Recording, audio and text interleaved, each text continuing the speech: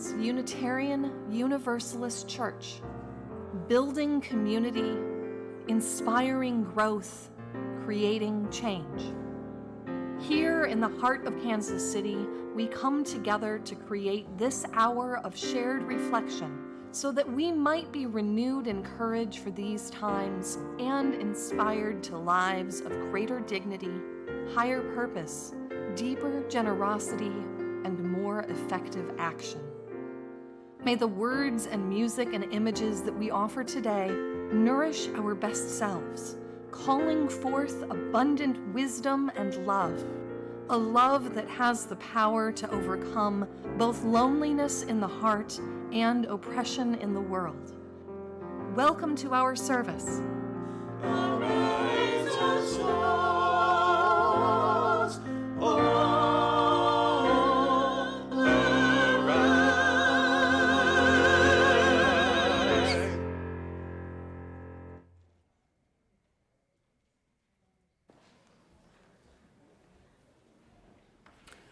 Good morning, everybody. Oh, that's such a nice response. Thank you. I'm Jean Patterson, a member of the congregation here at All Souls. And whether you're watching us online or those of you who made the effort to come out today, we're glad that you're with us. Your presence enriches all of us and our time together. We are a Unitarian Universalist congregation. Our tradition is a large tent with room for many beliefs and approaches to the questions that most affect our lives. That said, our values of inclusion, compassion, and justice are strong and what hold us together. We seek to build a beloved community, making room for everyone and creating a world where everyone's needs are met. Whoever you are, whoever you love, wherever you are on your spiritual journey, you are welcome here. Whether you came with laughter in your heart or tears, you are welcome here. You are invited to join us with an open mind, a loving heart, and willing hands. We welcome you today. If you're new here, we hope that you visited the welcome table out front, where you can learn more about the congregation. Now, would All Souls members who would want to meet new visitors, please raise your hands. Oh, isn't that wonderful? If you're new, see all those raised hands, stop somebody after the service, talk to them. It will be a great conversation.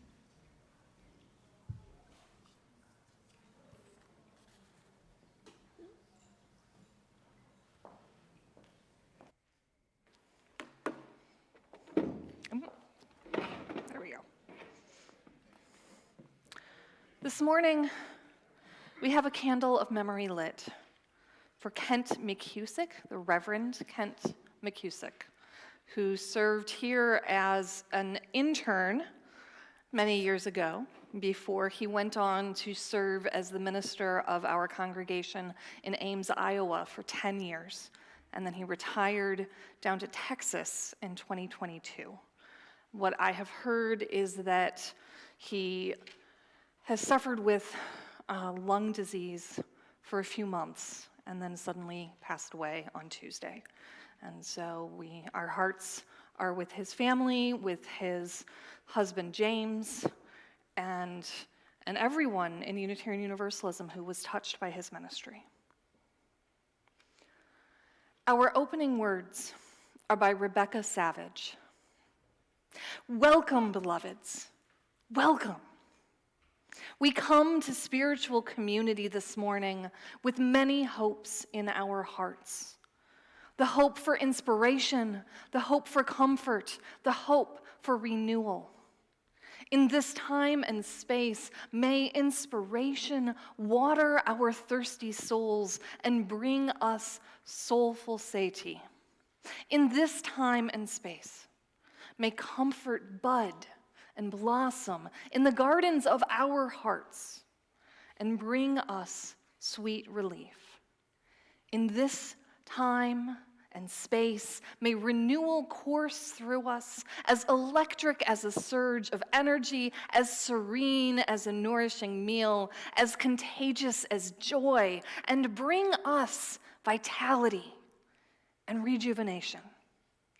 May our time together honor all the hopes we hold within. May our time together bless us with the gifts of inspiration, comfort, and renewal. Let us worship together.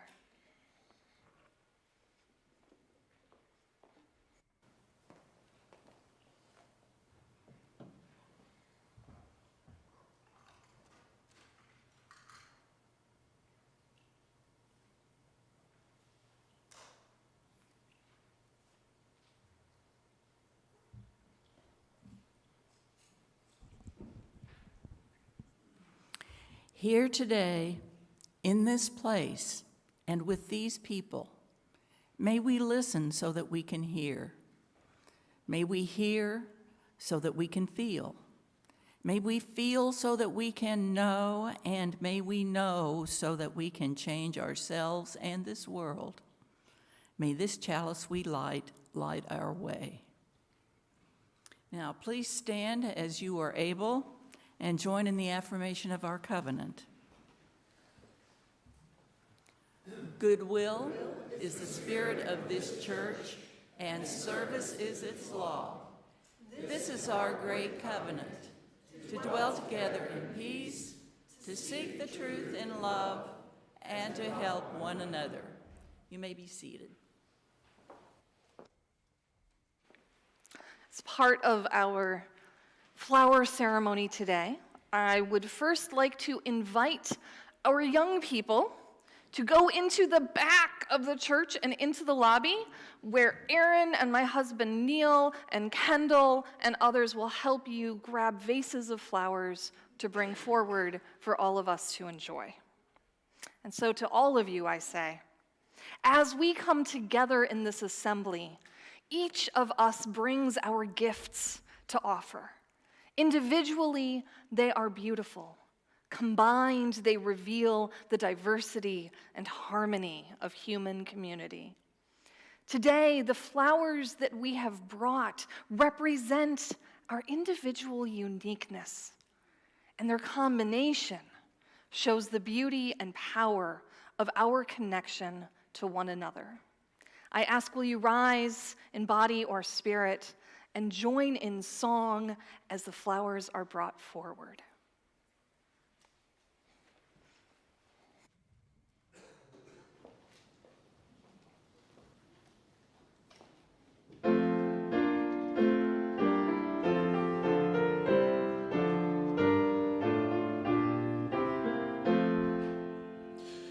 The sweet June days are come again, once more the glad earth yields its golden wealth of ripening grain and breath of clover fields, and deepening shade of summer woods and glow of summer air, and winging thoughts and happy moods of love and joy and prayer.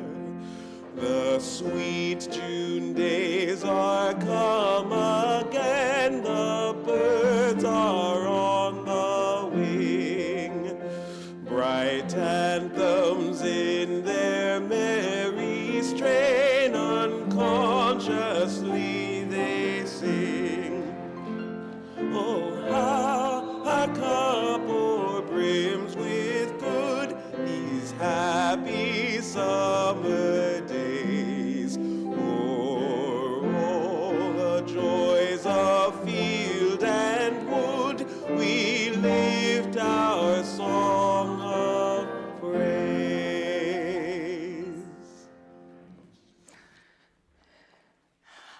I would like to invite our young people back because I have a story for everybody. Or did they already go downstairs, Erin? No. Okay, come on. Come over here with me.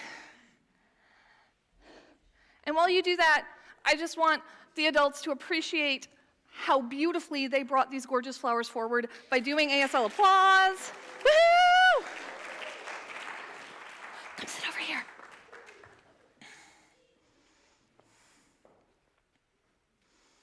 Okay, so I have a really important question for you. What's that metal thing?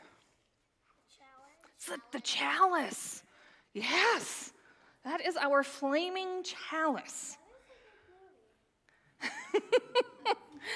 And we light the fire in our chalice every time we have a worship service, right? You come in here and we start the service and then somebody sets that on fire, right? Yes. If you can't tell, I really like fire. And I brought this other chalice just so that we can have fire. It's the best element. We can discuss the usefulness of the various elements at another time, gentlemen. All right. So this debate is very important, but not what we're doing right now. So please focus in. Okay. So, Haley, could I have more of my script? Thank you. Okay. So, did you know that the flaming chalice is the symbol for Unitarian Universalism? So it's not just something that we do on Sunday morning, but it is actually the full symbol of our faith. And it's not just our church that lights the flaming chalice on Sunday mornings. It's churches all across the United States. For those of you who have been to UU churches and other places, did they light the chalice? And sometimes in other parts of the world as well. So this morning, I'm going to tell you the story about why we have a flaming chalice. And it started with World War II in the 1940s. 1940s. Yep. Because during World War II, a lot of awful things were happening in Europe. And the Unitarians that were in Boston were worried about the horrible things that were happening in Europe. And they wanted to help the people who were being targeted by the Nazis so that those people could get out of Europe and not be put in concentration camps and not be killed. And so they created something called the Unitarian Service Committee that was going to do aid work over in Europe.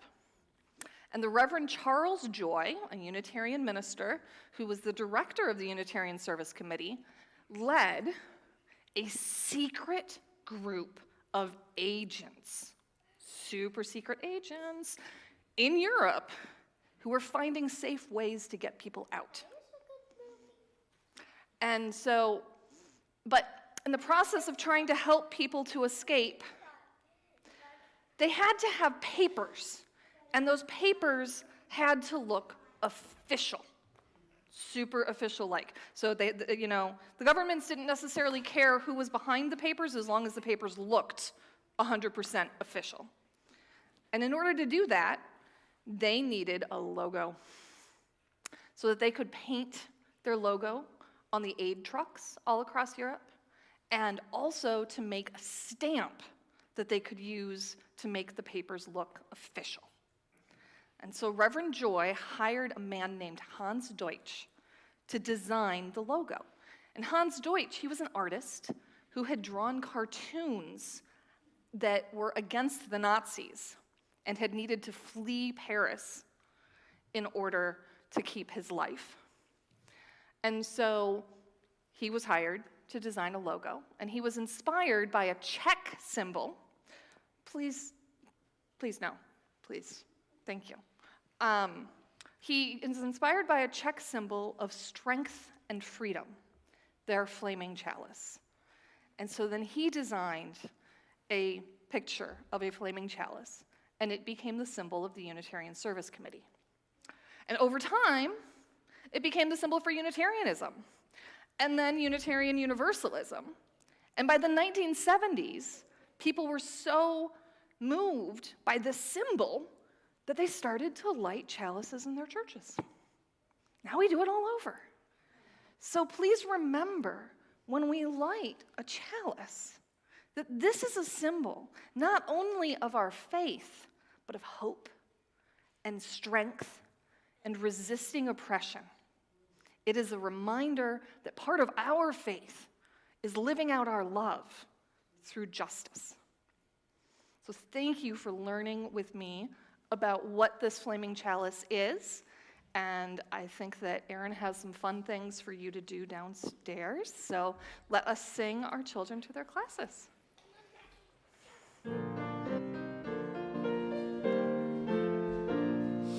Go now in peace, may love guide all your ways. Beauty be the blessings of your nights and days. Truth on your lips and kindness in your deeds. Faith to follow where the human spirit leads.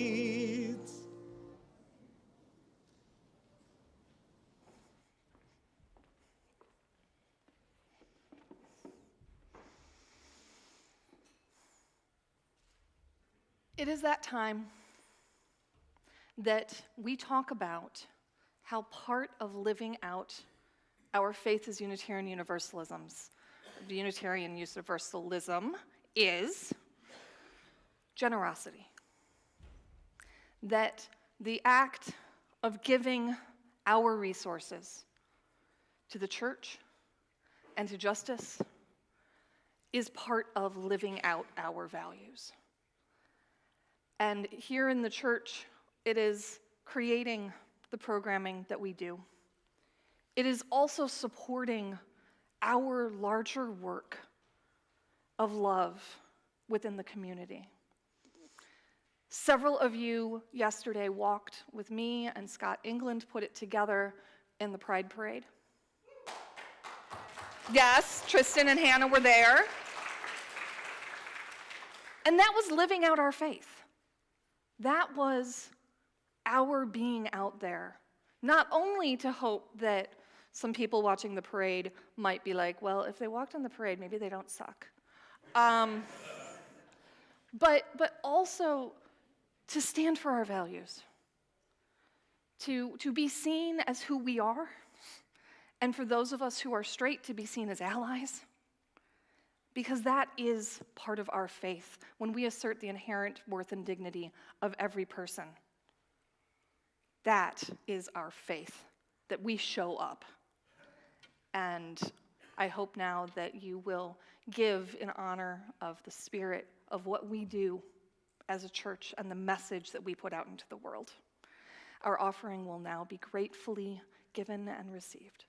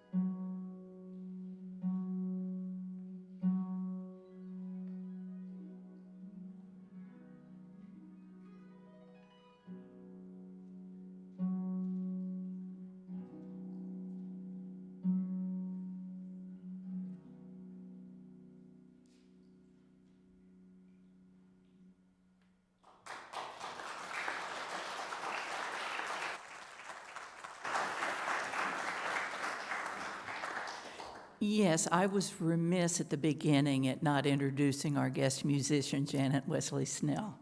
Thank you, that was lovely.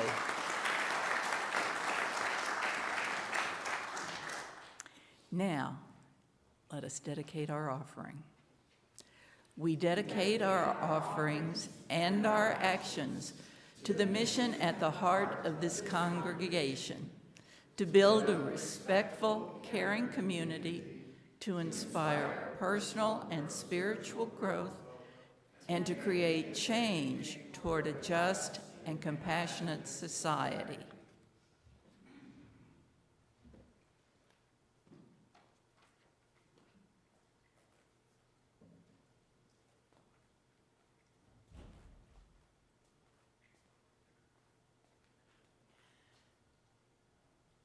Reverend Erin is going to tell you in a moment the story of the origin of the flower celebration, which was originated by Reverend Norbert Čapek, a Unitarian minister in Prague at the time of the Second World War.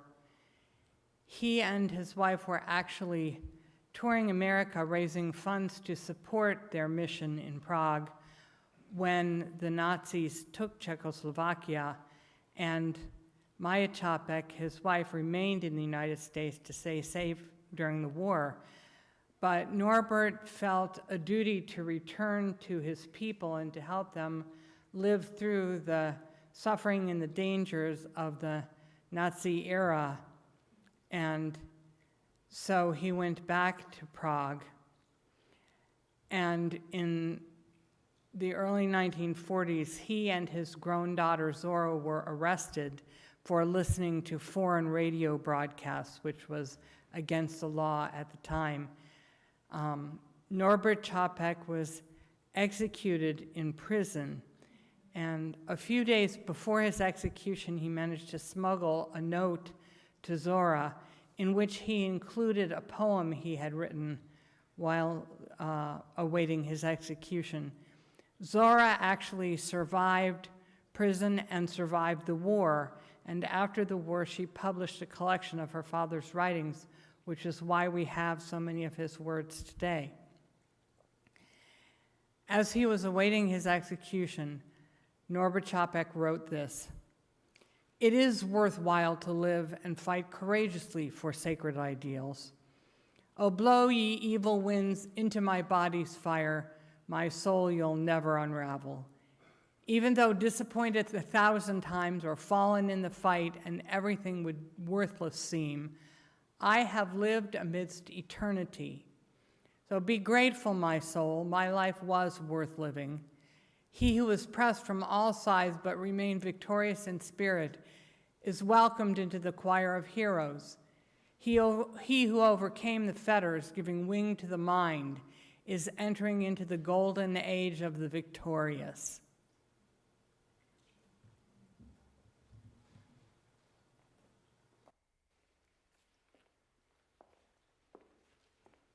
As Kendall has just told us, the flower ceremony ritual was created by two ministers from Czechoslovakia named Norbert and Maya Čapek.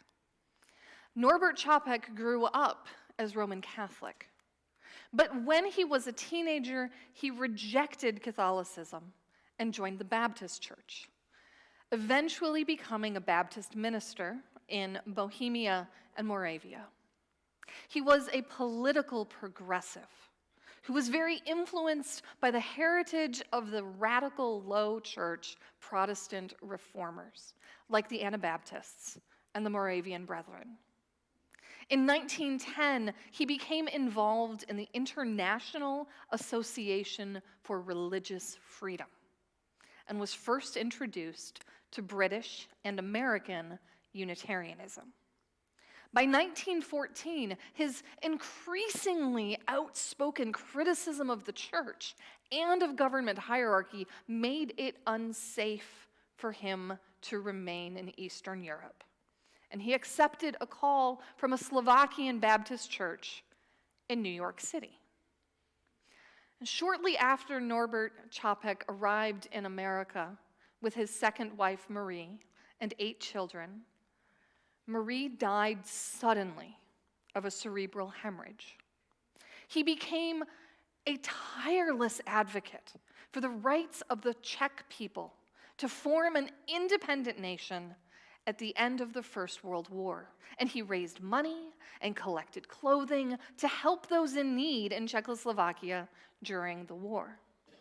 After 3 years, he married another Czech expatriate in America, Maya Achtovek, and in 1919, he formally renounced his ties to the Baptist Church. When their children discovered the Sunday school program at the East Orange Unitarian Church in New Jersey, Norbert and Maya also joined it and became Unitarians themselves. And by 1921, Norbert and Maya decided that they had to return to their homeland to help create that free nation that they had worked so hard to support. And a major part of their hope included starting a new Unitarian church in Prague, a church that would be accepting of all people and not set neighbor against neighbor, as some of the older churches seem to have done. So people from many different religious backgrounds responded to the Čapek's liberal views, and the new congregation grew quickly, eventually becoming the largest Unitarian church in the world with 3,000 members. And after several years, Maya was also ordained to the ministry there. It was in 1923, and Norbert and Maya created the ceremony that we celebrate today, in which each member was invited to bring a flower to the Sunday service, and where they were combined together in one vase or one area and blessed by the congregation. And then everyone took a different flower home with them as a reminder of the gifts that are found in community. 15 years after they created the flower ceremony, Nazi Germany annexed Czechoslovakia, and Gestapo agents began monitoring the activities of the Unitarian Church in Prague. The Čapeks made the difficult decision for Maya to go to the United States to raise money for resistance against the German Reich and to spread the message of what was happening in Eastern Europe. And so she left in February of 1939. And even though the American Unitarian Association offered Norbert a job so that he too would be able to leave, he considered it his duty to his parishioners and to his nation to remain with them. Norbert and Maya never saw each other again. In 1942, Norbert Čapek and his 29-year-old daughter Zora were arrested by the Gestapo on charges of listening to foreign radio broadcasts, as Kendall said, which was a capital crime. And Zora was sent to a German work camp where she'd survived the war. And Norbert was condemned to the Dachau concentration camp. And in December of that year, he was gassed to death at the age of 72, one of many martyrs who have died for the ideals of human freedom, reason, kinship, and peace. It was Maya who brought the practice of the flower celebration back to America with her. And she introduced it to the Unitarian churches in Cambridge and in New Bedford, Massachusetts. She worked first at the headquarters for the American Unitarian Association in Boston, and later for the United Nations Relief and Rehabilitation Agency, including for a number of years as a displaced persons specialist in Egypt and in Palestine. She died in California in 1966. Unitarians in Czechoslovakia, which is now the Czech Republic, which then rebranded into Czechia, and I think it might have a new name yet this year. They still celebrate the flower ceremony every year. And actually, the first year I was in seminary, my roommate was a Unitarian from Prague who was here to get a seminary degree. And mostly the flower ceremony's continuation is for the beautiful simplicity and its theological meaning. And after World War II, flower ceremony has been a way to memorialize Norbert Čapek, remembering his ministry and his devotion to his people's liberation that led to his tragic death. And so we practice this too. And we tell Maya and Norbert's story so that we can always remember them and how they shaped our greater faith.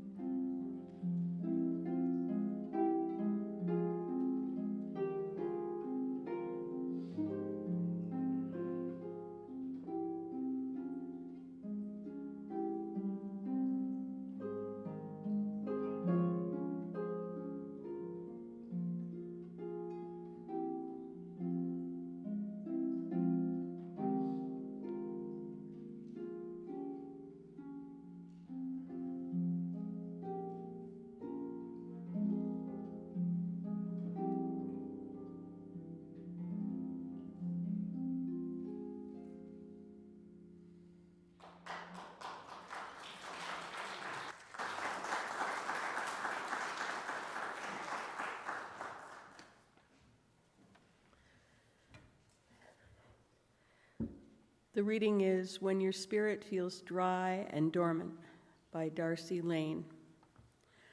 A few years ago, a friend gave me an amaryllis bulb. Who knows how long it had sat in a box on a warehouse shelf before I put it in my window and watered it. Nothing happened. This poor thing went literally months without growing. A fingernail of green kept me hopeful, so I continued to care for it. Then, all of a sudden, with no change in the care I was giving, it began rapidly growing, what seemed like inches a day. A beautiful flower bloomed and then withered in its time. Long green leaves filled up my window long after the flower was gone. The following winter, I waited obediently for it to die back and flower again, but it never did. The lush greens enjoyed the sunny window, but it never flowered that year. Without a dormant period, the plant never flowers. I took it outside over the winter and waited as fall came for it to die back. The days got shorter and colder, some nights neared freezing, but still no change. Finally, the first hard frost came, and I put it in the basement to force a dormant period. It was sad when I went down there to get the snow shovels to see the green leaves looking wilty and desiccated until it died back to a brown husk. Finally, the alarm I had set on my calendar chimed, and I was free to bring it back inside. It looked really dry and brown. A week went by, no change. Had I killed it? Finally, after 10 days, that fingernail of green peeked up like hope. The story of the amaryllis not only reminds us that renewal is possible, but that renewal is part of a cycle. Dormancy is not a disorder. Periods where we don't grow, don't flower, are inevitable parts of life, are necessary parts of life, as we rest and preserve our resources for the turning of the season. If you feel dry and withered right now, that doesn't mean you're doing it wrong. It just means you're in a dry patch. It doesn't always feel good to be dry, to be dormant, especially when we can't see even a sliver of green to assure us that renewal is possible. But life promises that no matter how old we get, no matter how dried up and withered we feel, something new is always possible. That's the nature of life. Life finds a way.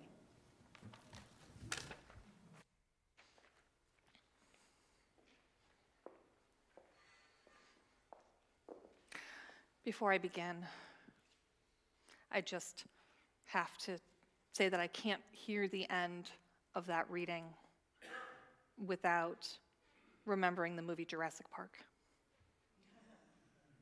If you know, you know. There is an amaryllis bulb in my refrigerator. I have revived it at least twice before, putting it into a large, tall, heavy glass vase with the bulb mostly buried in decorative stones, sitting in just enough water. And the huge leaves grow long enough to bend outside of the top of the giant vase, and the bloom stalk towering inches above the vase's edge. It just amazes me as a miracle every time. And after it stops blooming, like my friend and colleague Darcy's amaryllis, I pot it in soil and give it lots of sunshine for several months until I let it dry out and die back, storing all of the energy it produced through those long leaves back into the bulb. And I've done this enough that it's split off baby bulbs from the original, and those have bloomed for me as well.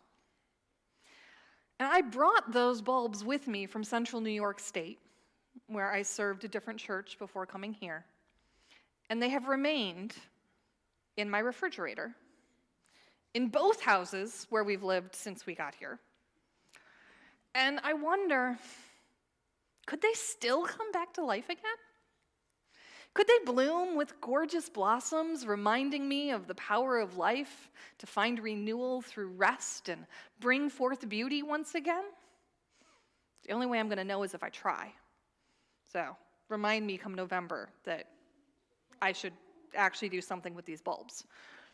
But the amaryllis teaches us how important it is to rest, to step back from the constant pull of work and being busy, that drive to produce. The amaryllis teaches us that only through rest and renewal may we truly thrive. And this lesson is countercultural, because we're expected by our society to constantly work. We are told that laziness is unacceptable to the point that even when we are actually producing plenty, we assume that somehow we aren't doing enough and drive ourselves to burnout. Our jobs and productivity are equated with our worth. As Unitarian Universalists, though, we assert that worth is inherent. We do nothing to be worthy. We simply are worthy, all of us, because we exist. So how do we extend that, not only to those around us, but to ourselves? You are worthy. Period. There is no no. There's no and, there's no but, there's no because. You are worthy. As a person of worth, inherently, you deserve rest. You don't need to earn it, no matter what capitalism keeps trying to tell you. And did you know that the term for allowing an amaryllis bulb to rest and then give it the warmth and the water and the light to once again leaf out and blossom is to force it? You force the bulb to bloom. So I'm going to tell you, bloom when you're ready. Rest. Find renewal when you need to. And find your own way and time to bloom.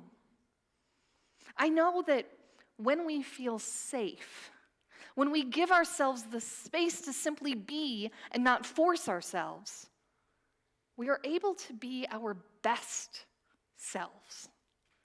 It gives us the room to reflect and consider, to step back from that constant anxiety that keeps us on edge and from being intentional in what we say and do. Renewal gives us space to live our values. So as you consider these flowers that you have brought together today, that our children have brought forward, reflect on their beauty. Reflect on their variety. Reflect on how they represent each of us being unique and beautiful, coming together to make something magnificent and joyful. Acknowledge, too, that for each of the blooms before us, there was a time of rest, time beneath the soil to prepare. And we can take that time, too, blooming all the brighter when we're ready.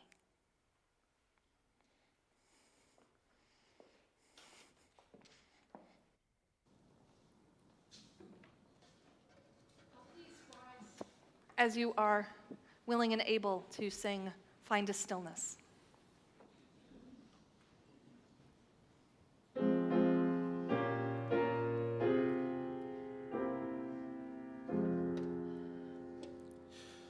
Find a stillness, hold a stillness, let the stillness carry me.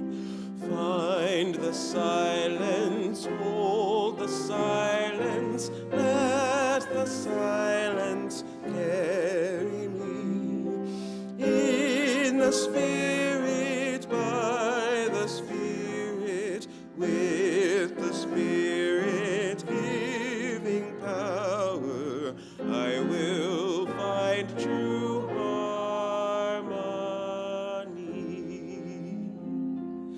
Seek the essence, hold the essence, let the essence carry me. Let me flower, help me flower, watch me flower, carry me. In the Spirit, by the Spirit, with the Spirit giving power, I will find true harmony.